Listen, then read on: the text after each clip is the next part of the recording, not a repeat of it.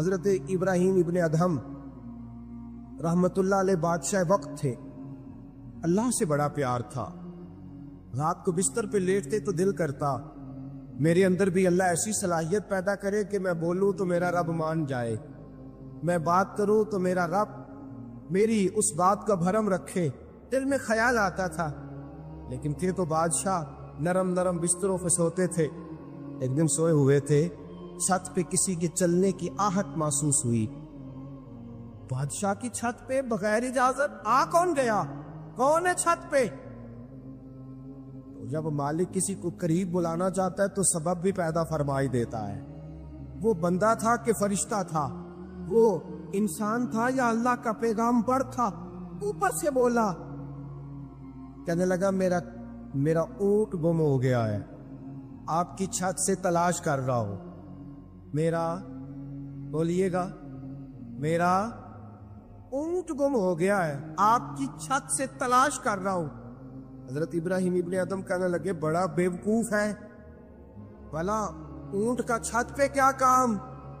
تو وہ اوپر سے آواز دے کے کہنے لگا آپ بھی بڑے بیوقوف ہیں, نرم نرم بستروں پہ خدا کی یاری کا کیا کام؟ نرم بستر بھی ہو, آرام بھی ہو, رب بھی ملے. الذین یذکرون اللہ قیاما وقعودا وعلی جنوبہم, اٹھو, بستر چھوڑو, اس کی بارگاہ میں کبھی قیام کرو, کبھی سجدہ کرو, کبھی رو کے اسے مناؤ, کبھی ناز کر کے اسے مناؤ, کبھی اس کے یار پر درود پڑھ کے مناؤ, کبھی قرآن کی تلاوت کر کے مناؤ, کبھی ذکر حسین کر کے مناؤ, کبھی یاد صدیق کر کے مناؤ, کبھی سیدہ فاطمہ کا نام لے کے اسے راضی کرو, کبھی حضرت عائشہ کے تذکرے کر کے اسے راضی کرو. پھر بستر پہ کیوں لیٹے ہوئے؟ حضرت ابراہیم بن ادم فرماتے دل پہ چوٹ کر گئی بات, اٹھا, بادشاہی چھوڑ دی, جنگل میں نکل گیا, اس کی یاد میں لگ گیا, چھوڑ دیا سارا کچھ. ایک دن دریا کنارے بیٹھے, سوئی دھاگے کے ساتھ اپنی قمیض سی رہے. پرانے دور کا وزیر گزرا, اسے بڑا ترس آیا, آگے کہنے لگا بادشاہ کیا آپ نے کھپ پایا؟ دیکھو نا کتنی آپ کی سلطنت تھی, کیسے عیش و عشرت تھے, ایک اشارہ کرتے تھے تو سارا ملک اکٹھا ہو جاتا تھا. اب آپ کو کپڑے سی کے دینے والا بھی کوئی نہیں رہا, اپنے ہاتھ سے آپ کپڑے سی رہے ہیں. یہ کیا آپ نے اپنا حال کر لیا ہے؟ جے تو وکیا عشق بازار بھی نہیں, جے تو چڑھیا اتے بار بھی نہیں, ایڈا سستا سودا پیار بھی نہیں, ایٹا سوکھا لبدا یار بھی نہیں. کئی جنگل گانے پیندے نے, کئی دوزخ لگنے پیندے نے, جو اس ملوں بھی مل جاوے, ایڈو سستا ہور گپار بھی نہیں. کچھ سمجھ نہیں آندی لوکاں نو, اوکا دے نال شہید کرے, ڈٹھی یار دے ہاتھ تلوار بھی نہیں, پر او دا خالی جاندا وار بھی نہیں. مانے لگے وہ کیسی بادشاہت تھی, اور یہ آپ کو کپڑے سی کے دینے والا بھی کوئی نہیں. اللہ کے بندے زیادہ باتیں نہیں کرتے, کام زیادہ کرتے ہیں. وہ پاسوں میں نہیں الجھتے, وہ عمل کی دنیا میں آگے نکلتے ہیں. بول بول کے اپنا آپ ظاہر نہیں کراتے, وہ اپنے کردار سے اپنا آپ ظاہر کراتے. سوئی کے ساتھ کپڑے سی رہے تھے, سوئی دریا میں پھینک دی. بولے کچھ نہیں, اس نے کہا کہ وہ بادشاہت کتنی اچھی, جواب کچھ نہیں دیا, سوئی پھینک دی. اب دیکھا وزیر کی طرف نگاہ اٹھا کے, اب دوبارہ کہنے لگے مچھلیوں میری سوئی تو واپس کرو, مچھلیوں میری سوئی تو واپس کرو. ہر مچھلی اپنے منہ میں سونے کی سوئی لے کے برآمد ہو گئی. فرمانے لگے سونا تو چھوڑ آیا ہوں, مجھے میرے والی چاہیے. اس کو تو چھوڑ آیا ہوں, پھر مجھے وہی لا کے دکھاتی ہو, چھوڑ آیا ہوں میں, مجھے سونے کی ہاتھ میرے والی سوئی لاؤ. ایک مچھلی سوئی لے کے آئی. حضرت ابراہیم بن ادہم سوئی پکڑی, پھر سے کپڑے سینے لگے. ایک جملہ جواب میں, اس وزیر کی اتنی لمبی چوڑی تکڑی اور ایک جملہ جواب میں, یوں نگاہ اٹھائی. فرمانے لگے وہ حکومت اچھی تھی یا یہ حکومت اچھی ہے؟ وہ حکومت اچھی تھی یا یہ حکومت اچھی ہے؟ پتہ اس کا اثر کیا ہوتا ہے؟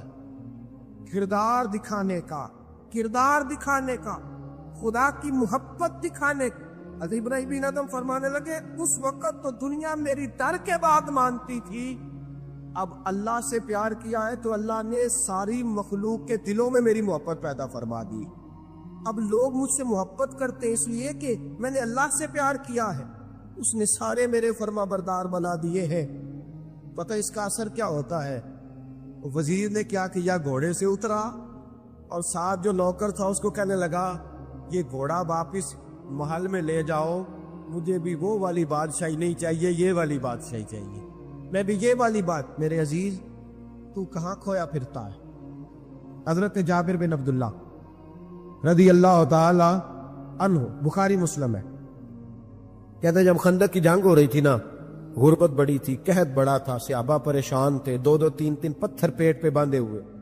میں حضور کو دیکھ کے گھر آیا تو زوجہ سے کہا بھلی مانس کچھ ہے کھانے کی؟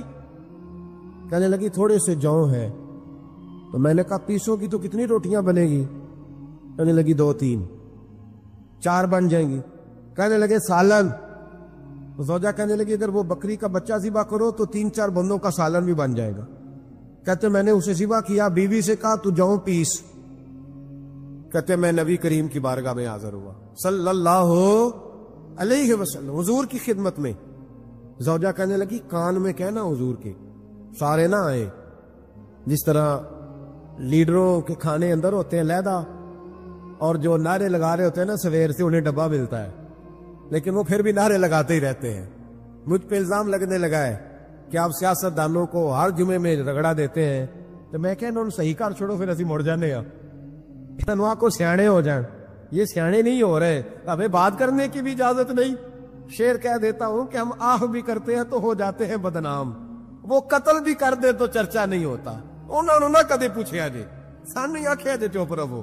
لیکن بھائی یہ اس ممبر کا تقاضا ہے، میرے امام اعظم کا فتویٰ ہے، جو عالمی حالات سے باخبر نہ ہو وہ جمعے کا خطبہ نہ دے. وہ جو رٹی رٹائی باتیں ہم سے نہیں ہوتی، اس لیے کہ جلال بادشاہی ہو یا جمہوری تماشا ہو، جدا ہو دین سیاست سے تو رہ جاتی ہے چنگیزی. حق بات انشاءاللہ ہو رہی ہے اور ہوتی رہے گی. اور بات صاف ستھری ہے.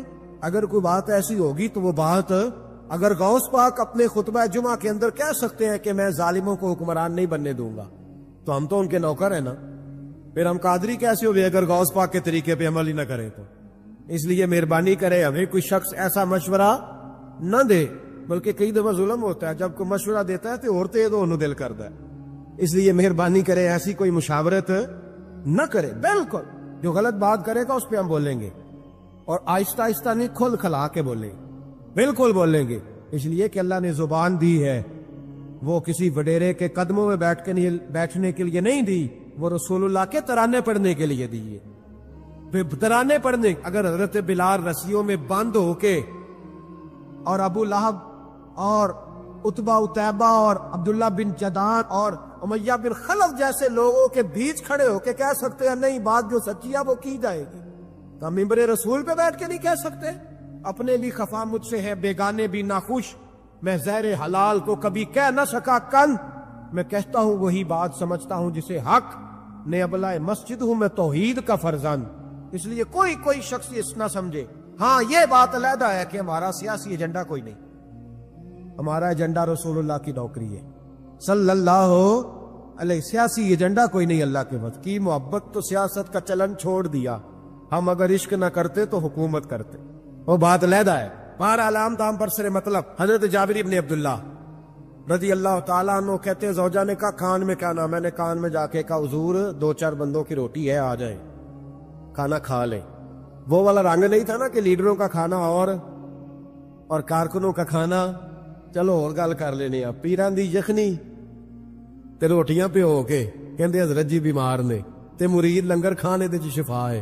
تے میں کہا تم ہی کھا مار تینوں بھی شفا ہو جائے گی. تو اپنے لیے تے چوری پکائی اندر. یہ رنگ وہاں نہیں تھا. میرے نبی پاک سید عالم صلی اللہ تعالی علیہ وسلم کے کان میں کہا حضور 4-5 بندوں کی روٹی ہے. حضور باہر نکلے خندق سے، باہر نکل کے فرمایا چلو بھائی سارے، جابر نے کھانا پکایا ہمارا.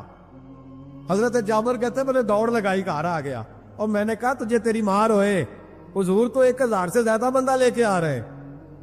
تو کہتی تو نے کہا نہیں تھا نبی پاک سے 4-5 بندوں کا ہے. حضرت جابر کی زوجہ کا عقیدہ سنو.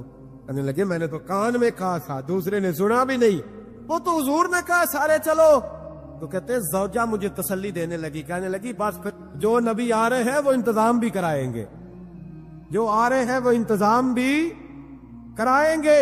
کیا کہا مولانا حسن رضا نے, قلم توڑ دیے. کہنے لگے آج جو عیب کسی پر نہیں کھلنے دیتے, آج جو عیب کسی پر نہیں کھلنے دیتے, ارے کب وہ چاہیں گے میری حشر میں رسوائی ہو. دل میں ہو یاد تیری کوچائے تنہائی ہو, پھر تو خلوت میں عجب انجمن آرائی ہو. کہتے حضور آئے 1000 سے زیادہ کا لشکر لے کے, اور مجھے فرمانے لگے روٹیاں نہ پکانا, پہلے آٹا میرے پاس لاؤ, اور چولہے سے کھانا نہ اتارنا, مجھے لے جاؤ. کہتے میں نے سالن بھی پیش کیا, روٹیاں بھی. حضور نے تھوڑا سا لواب دہن آٹے میں ڈال دیا, لواب دہن, تھوڑا سا لواب دہن ہنڈیا میں ڈال دیا. فرمایا اب نکالتے جاؤ اور کھاتے جاؤ, میرا جوتا ہو گیا, اب نکالتے جاؤ. حضرت جابر ابن عبداللہ کہتے ہیں 1400 بندے نے کھایا, ہمیں نہیں پتا روٹیاں کدھر سے آئیں, اتنی برکت ہوئی پتہ نہیں کدھر سے آئی, سالن پتہ نہیں کدھر سے آیا. کہتے ہیں سارے سیر ہو کے کھا لیا. تو فرمایا چلو بھی جاؤ جا کے کام کرو. مجھے فرمانے لگے اب تو بھی کھا, آ جا بچے بھی بلا. کہتے سب نے کھایا. حضور اٹھ کے جانے لگے تو فرمایا ذرا روٹیاں دیکھ, پہلے زیادہ تھی کہ اب زیادہ ہے, ذرا دیکھنا سالن پہلے زیادہ تھا کہ اب زیادہ ہے. تو میں نے کہا نہیں حضور پہلے سے زیادہ ہے, میرے محبوب کے تبرک میں اتنی برکت ہے. تو حضور کے وجود سے جو چیز لگ جائے تو اسے قیمتی نہیں سمجھتا.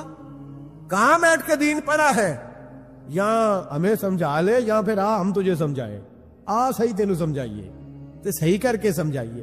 ان لوگوں کو گمراہ کرتے ہو, اتنا غلط نظریہ, اس قدر غلط سو. میں نا غار ثور پہ چڑھنے لگا تو مجھے وہاں ایک نیچے صاحب مل گئے, کہنے لگے اتنے کی لین چلے ہو. میں کہ تینوں اسی اتھوں میں نہیں پوچھ کے آیا جدو کرو آئے ہیں, اتھوں میں نہیں تینوں پوچھنا بے لیا, تو غلط فہمی دا شکار ہے. کہنے لگا وہ تو حضور تو کام سے گئے تھے, آپ کو کیا کام ہے. میں کہ ایسے لئے ٹائم نہیں تیرے نہ گل کرن دا, اس وجہ سے کہ سانو تے غار ثور پہ یاد آؤندی ہے. اور واپس آ گئے, عام آدمی تھا, خیر وہ کہیں سے آیا ہوا تھا, اردو بولتا تھا. تو میں ایک عمرہ کرنے کے لیے جارانہ سے واپس آیا تو طواف ہم کر رہے تھے, وہ بھی مجھے نظر آ گیا دوڑتا ہوا. میں انہوں آواز مار لی, میں کیا حضرت حاضرہ تے پانیاں سے دوڑیا سن تے تو کا تو چھالا ماری پھر دے, او بیائی کولر تے جا بھی آرام کر جا کے. کہندے نہیں انہاں دی ادا تے ادا کرنی ہے. تو میں کہ اگر تو حضرت حاجرہ دی ادا کرنی تے اسی حضرت ابوبکر صدیق دی ادا کرنی. عجیب آدمی ہے بھائی تو, عجیب بات ہے. لوگوں کا فلسفہ اپنا اپنا, اور پھر پکڑے ہم کہ اس بندے کو جو جواب نہ دے سکے. ایسا نہ کرو, یہ زیادتی ہے, امت کو اکٹھا کرو. اتفاق یہ مجھ سے سوال کئی جمعے سے ہو رہا تھا. میں اصل میں نا ان موضوعات کو چھیڑتا نہیں, میری طبیعت اور ہے, لیکن کوئی بندہ یہ نہ سمجھے کہ ہمیں جواب نہیں آتا. یہ سوال اٹھا تھا, کوئی یہ نہ سمجھے کہ ہمیں جواب اللہ کے فضل سے, اللہ کے فضل سے. یہ قرآن مجید پڑھا ہے, یہ مسجد ہے, یہ جمعے کا دن ہے. ہم بات صرف وہ کرتے ہیں جس میں ضمیر اجازت دیتا ہے, اس لیے کہ سدا تو نہیں نہ رہنا, پتہ نہیں صبح اٹھ سو کے اٹھنا ہے کہ نہیں اٹھنا, تو قوم کو گمراہ کر کے دین کے نام پہ جانا کدھر ہے. اس لیے بھائی خیال ہوتا ہے کہ تم لوگوں کو خراب نہ کرو, ہم تو چاہتے ہو امت اکٹھی ہو جائے, لیکن یہ ظلم کرتے ہو, جب چھیڑو گے کسی کو تو پھر تو اس کا حق بنتا ہے نا وہ بولے. پھر چھیڑا جاتا ہے. تھوڑے دن ہوئے حضرت علیمہ سعدیہ کا سارا گھر گرا دیا, بلڈوزر چلا دیا. کہنے لگے یہاں لوگ آتے ہیں تو شرک ہوتا ہے. اور میں نے کہا جہاں اللہ کریم نے توحید پھیلانے کے لیے رسول کو بھیجا, 4 سال جہاں نبی پاک رہے, وہاں کیسے شرک ہو سکتا ہے, کس طرح کی تو بات کرتا ہے. بہرحال جہاں میرے نبی پاک بیٹھ جائیں وہ جگہ برکت والی ہو جاتی. اس جگہ کو چومنا مسلمان کا ایمان ہے, اس جگہ پہ سجدہ کرنا مسلمان کا ایمان ہے, اس جگہ بیٹھ کے تبرک حاصل کرنا یہ مسلمان کا. میں تو پہلی دفعہ ریاض الجنت میں داخل ہوا تو میرے ساتھی کہنے لگے کیا ہوا. میں کہا ادھر آؤ, لوکاں نو اگے جا کے ملنی, سانو ایتھے ہی لب گئی جے, روزہ تم من ریاض الجنہ. بار حدیث لکھی ہے, حضور نے فرمایا جو یہاں آ گیا وہ جنت میں آ گیا.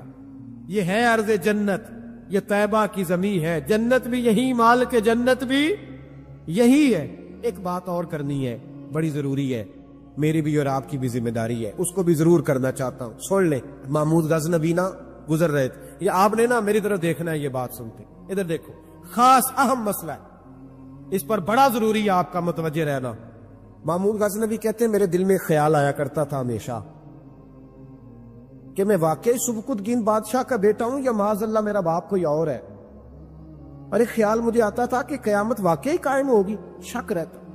اور تیسرا میرے دل میں خیال آتا تھا کہ یہ مولوی بیچارے کمزور سے ہوتے ہیں، تو حدیث پاک میں آتا ہے کہ علماء نبیوں کے وارث ہیں، تو یہ واقعی حدیث سچی ہے یا مولویوں نے اپنی شان کے لیے بنا لی ہے؟ کہتے شک تھے تین، میں کہتا نہیں تھا کسی سے، پر دل میں رہتے تھے۔ ایک دن میں ہندوستان کی ایک گلی سے گزر رہا تھا، تو دین کا ایک طالب علم نے کونے میں بیٹھ کے تھڑے پہ پھٹے پہ بیٹھ کے نا سبق یاد کر رہا تھا۔ اسے جب سبق بھول جاتا نا تو ایک ہندو کھتری کی دکان تھی، اس کے اندر چراغ جل رہا تھا اور ایک چھوٹا سا روشن دان تھا، اینٹ نکلی ہوئی تھی، وہاں سے نا ایک کرن بار آ رہی تھی روشنی کی۔ تو وہ طالب علم جب سبق بھول جاتا تو کتاب روشنی کے آگے کرتا، عبارت دیکھتا، پھر کونے میں جا کے یاد کرتا۔ محمود کہتے مجھے بچے کا ذوق بڑا اچھا لگا، میں نے اسے بلایا، میں نے کہا بچے تم لالٹین کیوں نہیں خریدتے؟ تو کہنے لگا میں یتیم ہوں اور رسول اللہ کا دین پڑھنا میرا شوق ہے، مدرسے میں پڑھتا ہوں پر غربت ہے، لالٹین نہیں۔ کہتے میں نے اسے تھپکی بھی دی اور لالٹین بھی دی۔ میں نے اسے کہا 2 سپاہیوں کی ڈیوٹی لگائی، جب تیل ختم ہو جائے تم نے تیل پہنچانا ہے۔ محمود کہتے زندگی میں بڑی نیکیاں کی تھی پر جتنا سکون آج ملا پہلے کبھی نہیں ملا تھا۔ کہتے شاہ کی نماز پڑھی تو دل میرا ٹھنڈا ٹھنڈا ٹھار، پھولوں کی سیت پہ میں سویا۔ کہتے ہیں آج تو میرے نصیب ہی جاگ گئے، نصیب ہی جاگ گئے۔ کہتے سارا شہر ایسے جیسے پھولوں کی طرح مہک رہا ہے۔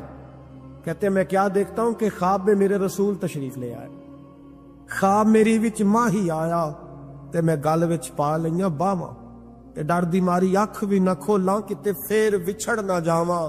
اور کسی شخص نے کہا تھا چر ہویا مینوں ترلے لیندیاں کدی موڑ میرے ول واگاں، خواب میری وچ ایک وار جے آویں میں ساری عمر نہ جاگاں۔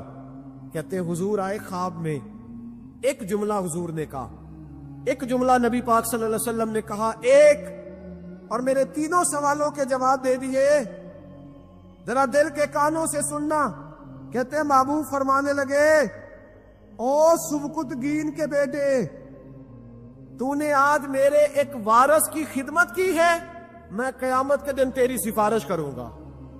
کہتے ہیں مجھے سمجھ آ گئی کہ میں سبکتگین کا بیٹا ہوں، مجھے سمجھ آ گئی کہ قیامت قائم ہوگی، مجھے سمجھ آ گئی کہ علماء نبیوں کے وارث ہیں۔